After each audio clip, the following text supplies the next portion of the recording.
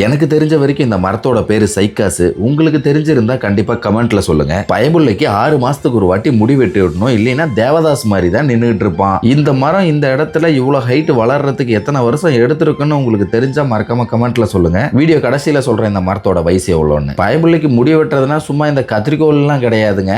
கொடுவா, கடப்பாரை, இன்னும் நமக்கு ஆயுதங்கள்லாம் நிறையா இருக்குது. அதெல்லாம் பயன்படுத்தி தான் பயபுள்ளையை வந்துட்டு க்ளீன் பண்ணி ஆகணும். 6 மாதத்துக்கு ஒரு வாட்டி வெட்டணும்னு சொன்னால, தாடி மட்டும் வெட்டினா போதாது, மேலே வளர்ந்துருக்க முடியும் வெட்டி தான் ஆகணும். முடின்னு சொல்கிறது அந்த இலையை தான் சொல்கிறேன். அந்த இலைன்னு நினைக்காதீங்க, அது ஃபுல்லாக முள். க்ளீன் பண்ணி விட்றங்கிற பேரில் எசக்கா புசக்கா கை வச்சிங்கன்னா ஃபுல்லாக கையில் முள் குத்திரும். அந்த இலைகளுக்கு நடுவில் கிளைகள்லாம் சின்ன சின்னதாக முளைச்சி போய்கிட்டு இருக்கும். அது எல்லாத்தையுமே க்ளீன் பண்ணுறது தான் வேலையே. நீட்டாக க்ளீன் பண்ணி விட்டுட்டிங்கன்னா ஜம்முன்னு ஒரு தோரணையை கொடுப்பாப்புல. இந்த இடத்துல இந்த மரம் 23 வருஷமா இருக்கு. 6 மாசத்துக்கு ஒரு வாட்டி கிளீன் பண்றதுனால மட்டும்தான் இப்படி இருக்கு.